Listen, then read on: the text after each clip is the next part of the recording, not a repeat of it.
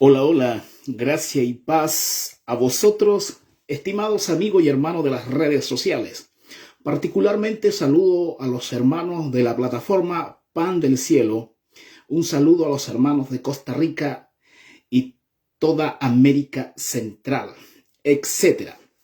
Estoy aquí para predicar la palabra de Dios, reemplazando al pastor José Ojeda, y como ustedes ya deben saber, el tema se titula, la predicación tiene como título Los tres enemigos del cristiano. Los tres enemigos del cristiano. Conforme se estén conectando, dejen sus saludos. Si hay alguna pregunta, también puede dejarla, etc. Soy su hermano Freddy Angulo de la República de Chile. Vivo al sur de Chile, en la ciudad de Osorno.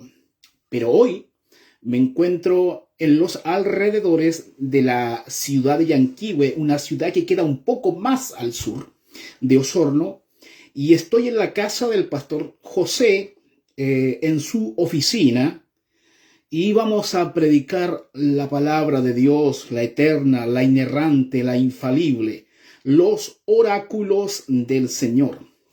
Ya mencioné que esta predicación tiene como título Los tres enemigos del cristiano. Y voy a leer un texto para comenzar esta cuestión, y quiero remitirlos a la carta de Santiago, capítulo 4, versículo del 1 al 7. Carta de Santiago, capítulo 4, versículo del 1 al 7. Vamos a buscar esto. Tómese su tiempo, tome su Biblia, tome papel, lápiz, para que pueda realizar algunos apuntes, si así lo considera necesario. Doy lectura en el nombre de Jesús a Santiago capítulo 4, versículo del 1 al 7, dice así, abro comillas.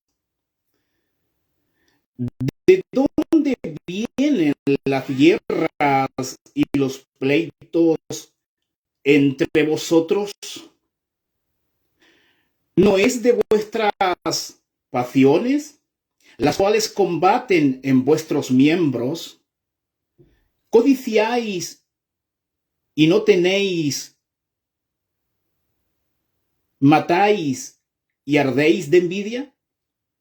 ¿Y no podéis alcanzar? ¿Combatís y lucháis, pero no tenéis lo que deseáis? ¿Por qué no pedís? Pedís y no recibís, porque pedís mal, para gastar en vuestros deleites. Oh almas adúlteras, ¿no sabéis que la amistad del mundo es enemistad contra Dios? Cualquiera, pues, que quiera ser amigo del mundo, se constituye enemigo de Dios. ¿O pensáis que la Escritura dice en vano, el Espíritu que Él ha hecho morar en nosotros nos anhela celosamente? Pero Él da mayor gracia. Por esto dice, Dios resiste a los soberbios y da gracia a los humildes. Someteos, pues, a Dios y resistid al diablo. Huirá de vosotros. Estimados, este bloque epistolar de Santiago revela los tres enemigos que tiene el cristiano en su proceso de santidad. Hay tres enemigos muy, pero muy concretos que hacen la guerra al cristiano en su peregrinaje aquí en la tierra. Nosotros estamos en el contexto de la santificación progresiva, donde estamos siendo formados a la imagen de nuestro Señor Jesucristo. ¿Ya? Cuando creímos en Cristo, en el Cristo crucificado y el Cristo resucitado, fuimos justificados por la gracia de Dios, fuimos declarados justos. Ahora, en esa situación, fuimos salvos de la penalidad del pecado. Eso es de una vez y para siempre. Fuimos salvos de la penalidad del pecado. Desde ahí para acá comienza lo que se conoce como la santificación progresiva, donde estamos siendo salvos del poder del pecado. La idea es que el pecado no se enseñoree de nosotros, no se enseñoree del cristiano. Finalmente, cuando muramos o el Señor venga en el arrebatamiento, seremos glorificados y ahí seremos salvos de la presencia del pecado. Entonces, como panorama, tenemos esta cuestión. Fuimos salvos de la penalidad del pecado cuando creímos, estamos siendo salvos del poder del pecado y seremos salvos de la presencia del pecado.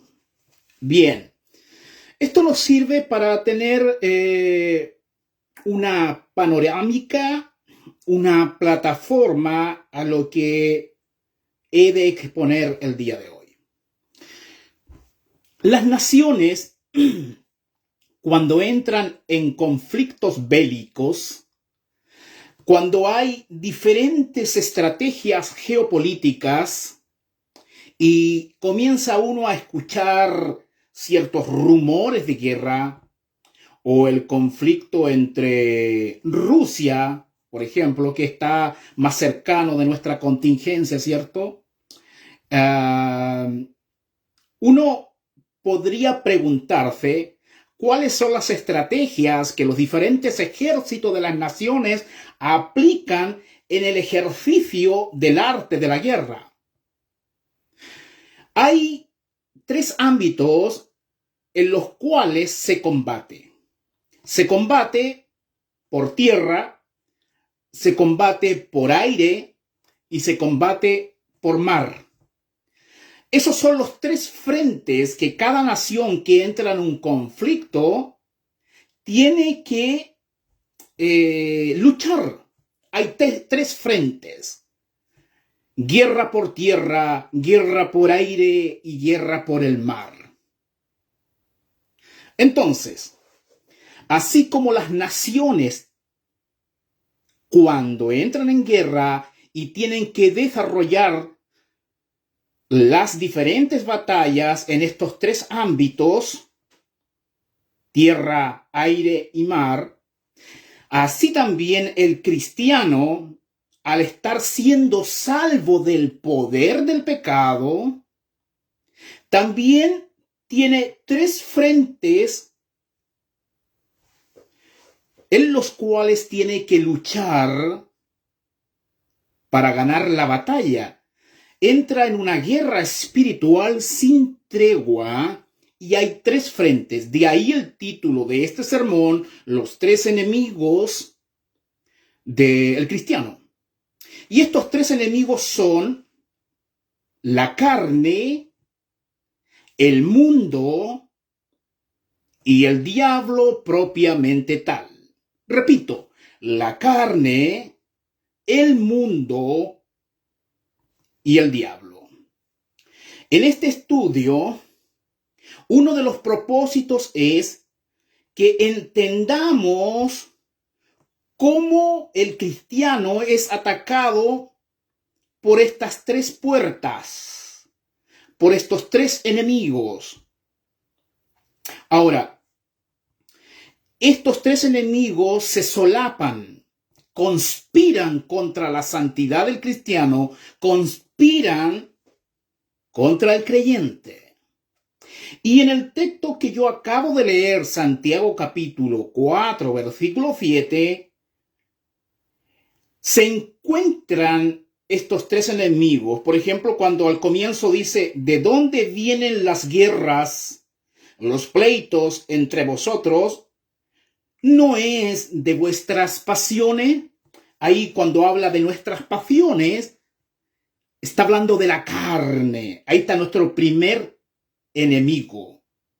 Nuestras pasiones, nuestros instintos.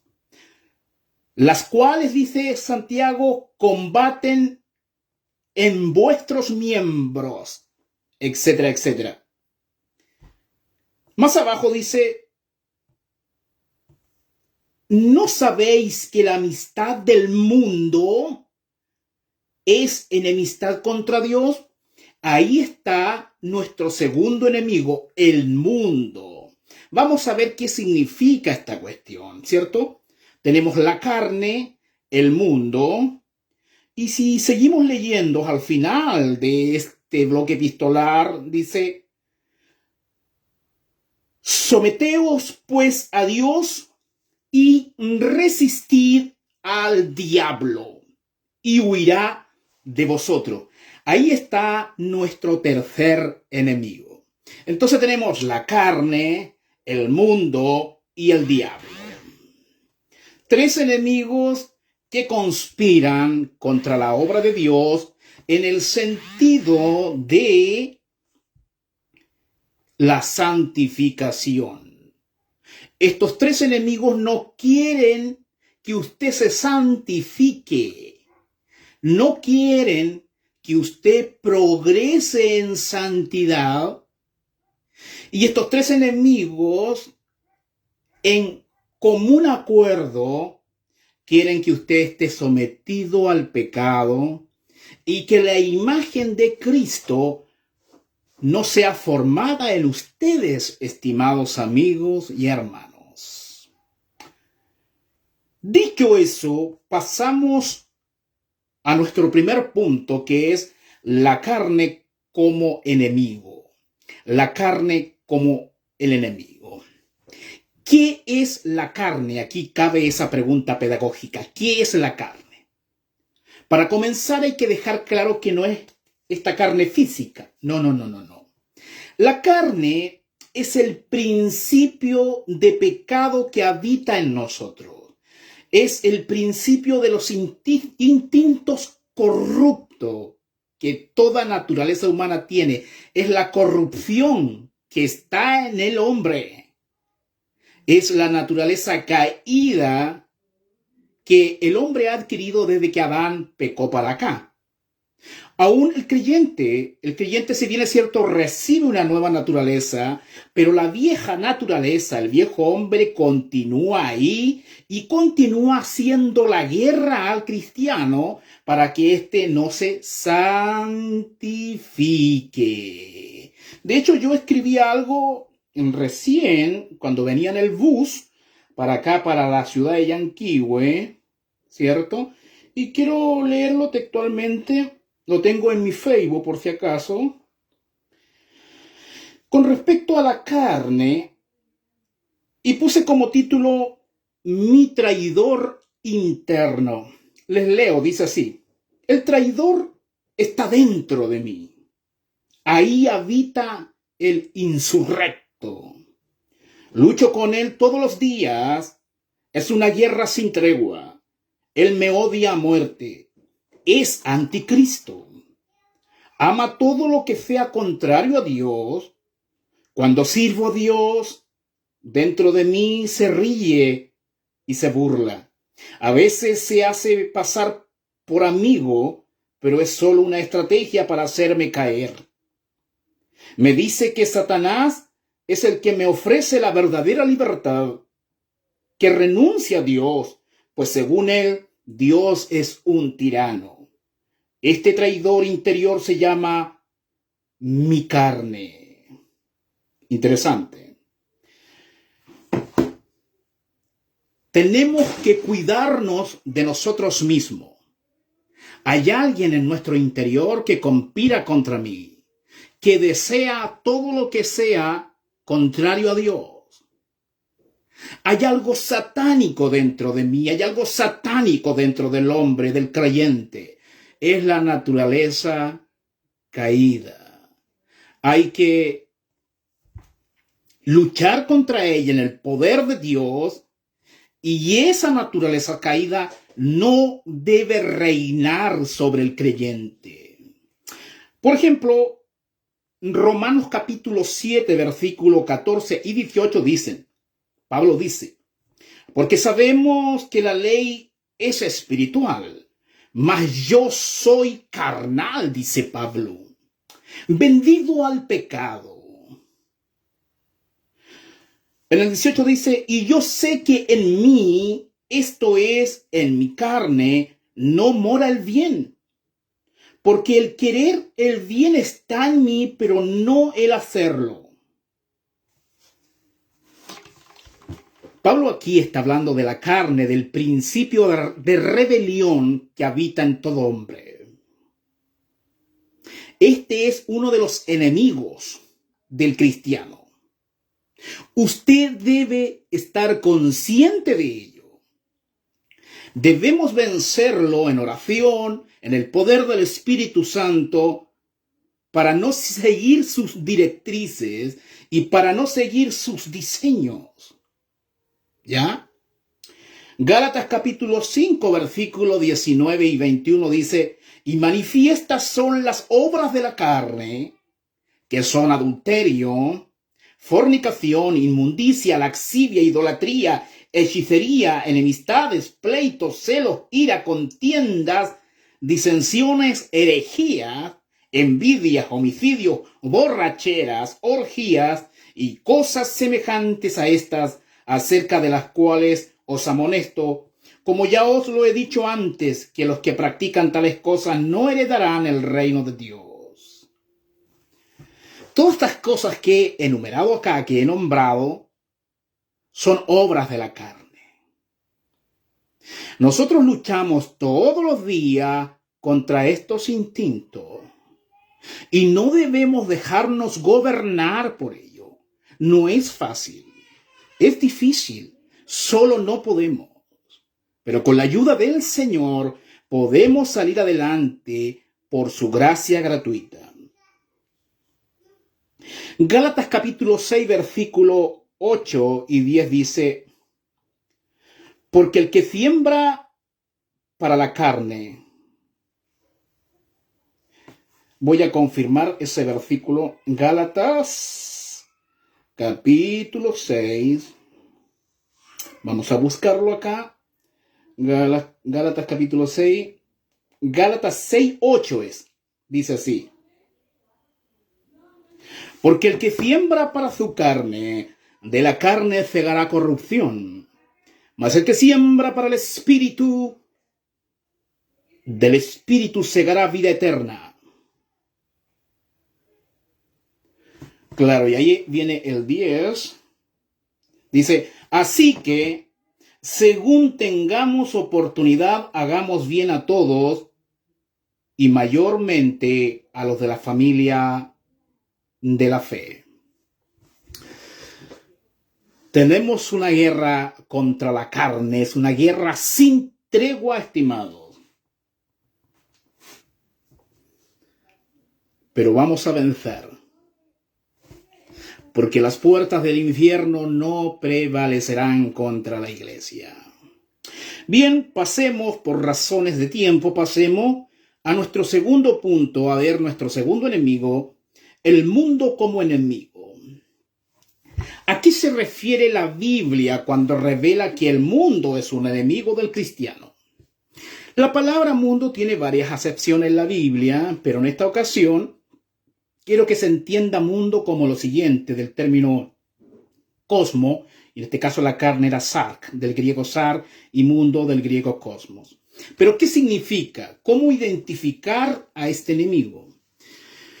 Una posible definición sería que el mundo es el conjunto de valores, de creencias, de ideas que predominan en una civilización, en una sociedad. Es el sistema de ideas, de diseños, teorías, ideologías, pensamientos que gobiernan este mundo, que hegemonizan la forma de pensar. Es el discurso que el sistema mundo valida como correcto, pero es un mundo anti-Dios, anti-voluntad de Dios, con esquema satánico que conspira todos los días contra nosotros en todos los lugares que nos encontramos. Somos atacados a través de la televisión, a través de los medios hegemónicos, a través de los medios de las redes sociales, a través de las conversaciones. Estamos invadidos en este frente de batalla en todo momento. Y la idea es no dejarnos gobernar por esta cuestión. Satanás, nuestro enemigo, que veremos en un momento más, usa este sistema mundo, él sabe que nuestra carne no se tienta, entonces él usa a los otros dos enemigos para hacernos caer. Se complementan mutuamente. Por ejemplo, en 1 de Juan, capítulo 2, versículo 15 y 17 dice: no améis al mundo, ni las cosas que están en el mundo. Si alguno ama al mundo, el amor del Padre no está en él. Porque todo lo que hay en el mundo, los deseos de los ojos, los deseos de la carne, los deseos de los ojos y la vanagloria de la vida, no proviene del Padre, sino del mundo. Y el mundo pasa y sus deseos, pero el que hace la voluntad de Dios permanece para siempre. A través de estas tres puertas, el sistema mundo nos ataca. Tenemos una guerra espiritual. Es decir, los deseos de la carne. Ahí se solapa con la carne, nuestro primer enemigo. Los deseos de los ojos. Satanás usó estas tres estrategias en el contexto del huerto de Edén para hacer caer a Eva y a Adán, obviamente. Dice, y la vanagloria de la vida. Esos deseos de la carne que nos hacen desear, valga la redundancia, todo lo que sea anticristiano. Los deseos de los ojos. Somos fascinados fácilmente. Satanás, la carne, el mundo, nos hipnotiza por las cuestiones del mundo, por las ideas del mundo. Quedamos anonadados a veces y andamos como hipnotizados. Las cosas, los deseos de los ojos, la vanagloria de la vida, es decir, nuestros éxitos personales a veces nos gobiernan. No es malo tener algunos logros en la vida, pero cuando esto es prioridad en tu vida, has caído en el lazo del mundo. ¿Qué gobierna tu mente? ¿Qué ideología política gobierna tu mente? ¿Qué ideología económica gobierna tu mente? ¿Qué filosofía anticristianas has adoptado? A veces la gente lee su Biblia en la iglesia local, sin embargo, en su trabajo es gobernado por el mundo, por ideas del mundo. Debemos conocer la Escritura para saber cuándo algo es del mundo y algo no es del mundo. Por ejemplo, no es malo mirar películas. Pero si el mirar películas pasa a ser un patrón en tu vida y pasa a ser la prioridad en tu vida, has sido atrapado o atrapada por el sistema mundo. Hay algunos que defienden el marxismo, teorías económicas y filosóficas totalmente equivocadas. Son esclavos de estos esquemas y de estos moldes del mundo. Tienen una mente de acuerdo al diseño del mundo. Piensan en las cosas del mundo. Se entretienen con las cosas del mundo al punto de estar esclavizados. Hermanos, somos libres, claro que sí, pero no usemos la libertad como ocasión de caer o de estar esclavizados.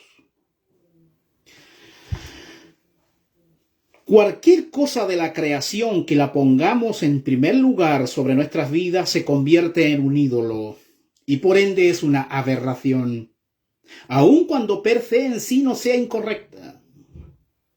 Mire, Romanos capítulo 12, versículo 1 al 2 dice, así que, después de Pablo esgrimir y dispensar mucha doctrina en el libro de Romanos, la doctrina del pecado, la doctrina de la justificación, la doctrina de la santificación propiamente tal, la doctrina de Israel, en el capítulo 12 comienza, así que, o sea, por la razón de todo lo dicho anterior, así que, hermanos, os ruego por las misericordias de Dios, dice Pablo, escribiendo a la iglesia local en Roma, que presentéis vuestros cuerpos en sacrificio vivo, santo, agradable a Dios, que es vuestro culto racional.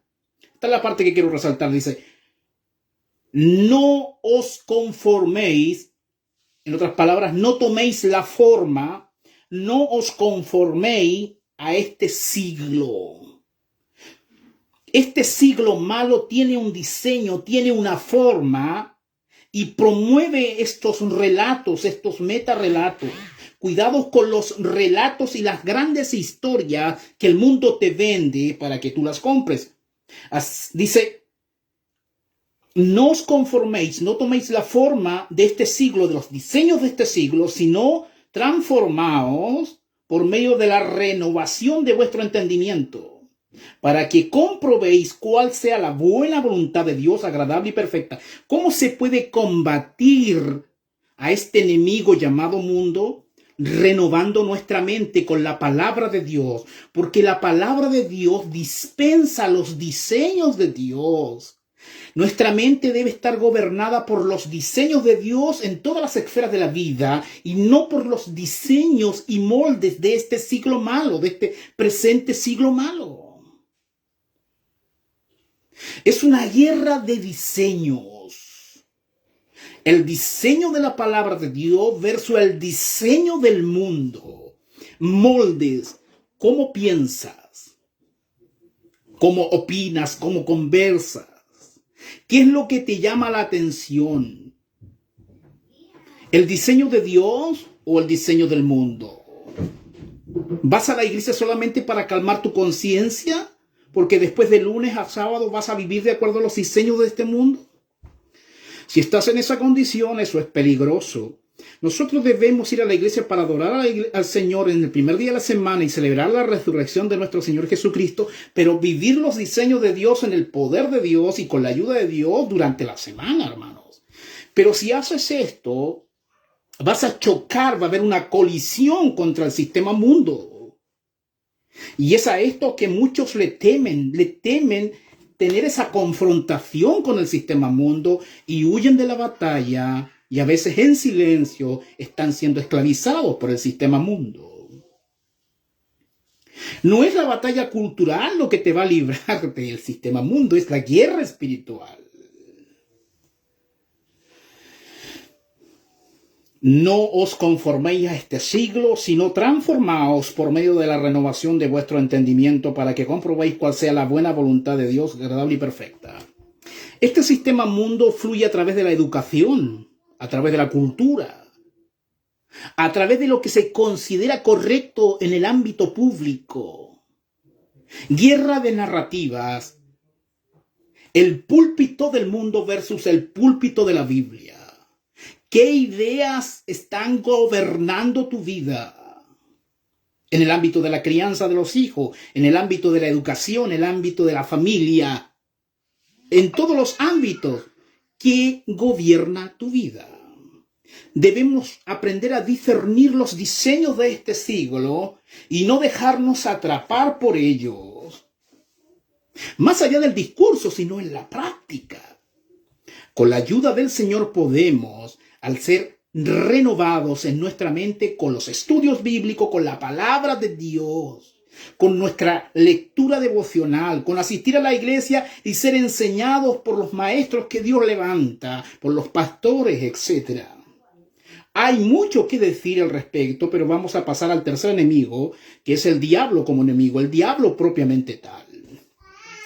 Debemos saber de satanología a la luz de la Escritura, no a la luz del ocultismo, sino a la luz de lo que la Biblia revela al respecto. De hecho, Primera de Pedro dice 5, 8, 9, dice, sed sobrios y velad, porque vuestro adversario el diablo, como león rugiente, anda alrededor buscando a quien devorar, al cual resistid firmes en la fe, sabiendo que los mismos padecimientos se van cumpliendo en vuestros hermanos en todo el mundo. El diablo anda como león rugiente buscando a quien devorar. A ver, aquí debemos dar una panorámica con respecto a, ¿cómo se llama? A algo con respecto a la satanología, estudio de Satanás, doctrina de Satanás.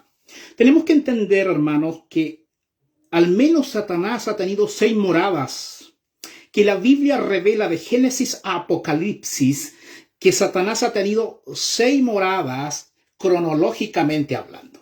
A ver, la primera morada de Satanás cuando era un querubín, antes de caer en pecado, Satanás moraba en el trono de Dios. No en el trono propiamente tal, pero estaba ahí custodiando el trono de Dios. Por ejemplo, en Ezequiel 28:14 podemos ver eso. También él habitaba en el jardín mineral, de Edén. Eso lo podemos ver en Ezequiel 28:13. Ahora, desde que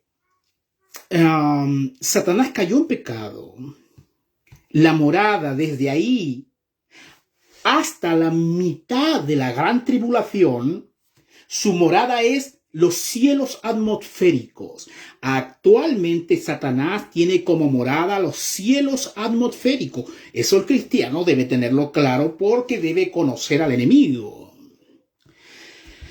Satanás, su morada son los cielos atmosféricos, pero desde ahí tiene acceso a 2 lugares. Tiene acceso al cielo y tiene acceso a la tierra. Si bien es cierto, su morada actualmente son los cielos atmosféricos, pero tiene acceso al cielo y acceso a la tierra. Cuando accede al cielo es porque practica su ministerio de acusador de los hermanos. Y es más, por ejemplo, ¿cómo podemos identificar una estratagema de Satanás? Supongamos que usted haya pecado y usted confesó su pecado. De hecho, Cristo en la cruz pagó por nuestros pecados pasados, presentes y futuros. Y usted confesó su pecado. Usted pecó, dejó de tener comunión con Dios, pero al confesar su pecado, volvió a la comunión. La salvación no se pierde, pero la comunión sí se puede perder. Pero la comunión se puede recuperar con la confesión. Pero supongamos que usted pecó, ¿cierto? Y confesó, etcétera, etcétera. Ahora tiene una limpia conciencia. Pero de repente hay hermanos o cualquier persona que le recuerdan sus pecados y tratan de avergonzarlo a usted recordándole sus pecados de los cuales usted ya confesó. En esos puntos específicos, Satanás está canalizando su ministerio de acusador a través de terceros. Cuidado, que a veces hasta los hermanos se prestan para ser instrumentos del diablo y acusar a otros cuando estos otros ya han sido perdonados. Otra cuestión es que esté pecando, y ahí es otro el tema, pero Pero cuando usted ha sido justificado, cualquiera que le acuse es obra del diablo. Pero el diablo también va al cielo a acusar a los hermanos, a acusar a Israel. Entonces, si bien es cierto, mora en los aires, pero tiene acceso al cielo. También tiene acceso a la tierra. Y cuando viene a la tierra, viene de dos formas. Básicamente, viene con dos estratagemas, con dos modos operandi. Viene a la tierra, viene como león rugiente, de acuerdo al texto que acabamos de leer, 1 de Pedro 5, 8, 9, o viene como ángel de luz. Viene como león rugiente o como ángel de luz. Cuando viene como león rugiente, por lo general su ataque es externo, es visible. Ya, por lo generalmente la iglesia está atacada de afuera por el mundo incrédulo, etc. Pero cuando viene como ángel de luz, el ataque es interno. Viene ahí a través de herejía, a través de falsas cosas, a través de usar los sistemas del mundo también, nuestro segundo enemigo. Entonces, después Satanás, la mitad, para complementar la idea, la mitad de la gran tribulación es echado desde el cielo y viene a la tierra. Y después, cuando se comienza el milenio, es echado al abismo y finalmente al lago de fuego. Eso es para completar la idea. Lo importante es saber que actualmente está habitando en la atmósfera, en los aires, con acceso al cielo y con acceso a la tierra. Efesios 6, 10 al 17 dice: por lo demás, hermanos míos, fortaleceos en el Señor y en el poder de su fuerza, vestíos de toda la armadura de Dios, para que podáis estar firme contra las acechanzas del diablo, porque no tenemos lucha contra sangre y carne, sino contra principados, contra potestades, contra los gobernadores de las tinieblas de este siglo, contra huestes espirituales de maldad en las regiones celestes. Por tanto, tomad toda la armadura de Dios para que podáis resistir en el día malo. Todos tenemos días malos. Los ataques de Satanás son continuos, pero hay días malos. Tenemos que tomar toda la armadura de Dios. Por tanto, tomad toda la armadura de Dios para que podáis resistir en el día malo y habiendo acabado todo, estar firmes. Estad pues firmes, ceñidos vuestros lomos con la verdad, la palabra de Dios, los oráculos del Señor. Vestidos con la coraza de justicia, hemos sido justificados en Cristo. Y calzados los pies con el apresto del evangelio de la paz. Paz interna. Sobre todo tomad el escudo de la fe, con que podáis apagar todos los dardos de fuego del maligno, y tomad el yelmo de la salvación, el casco, y la espada del Espíritu, la palabra de Dios, que es la palabra de Dios. Hermanos, debemos tomar y vestirnos de la armadura de Dios, tomar los recursos espirituales, las verdades espirituales que están a nuestra disposición para entrar en batalla. Tenemos una guerra que la llevamos a cabo en estos tres frentes: la carne, el mundo y el diablo. La carne, cuídate de ti mismo. El mundo, cuídate de las narrativas que el mundo vende, de las historias que el mundo vende, por más pajaritos de oro que traigan o adornos hipnotizadores. Y el diablo, nuestro enemigo. Satanás, el calumniador. Satanás, el enemigo, el diablo, el calumniador. Ahora, sin embargo, la salvación no se pierde. Aquí lo que está en juego es nuestra santificación, hermano. Así que no se preocupe con respecto a la cuestión de la salvación. Si usted creyó en Cristo, está seguro. Pero sin embargo, debemos crecer en santificación. Ahora, quiero invitarles a Romanos capítulo 8, versículo 37 al 39. Dice: antes, en todas estas cosas, somos más que vencedores por medio de aquel que nos amó.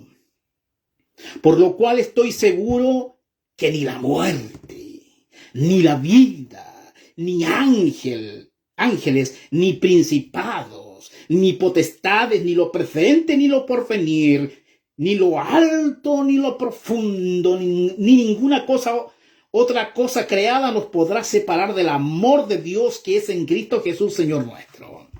Nuestra salvación está segura. Sin embargo, yo les invito a practicar la santidad y vencer con la ayuda de Dios en esta batalla contra estos tres enemigos que conspiran contra nuestro progreso en santidad.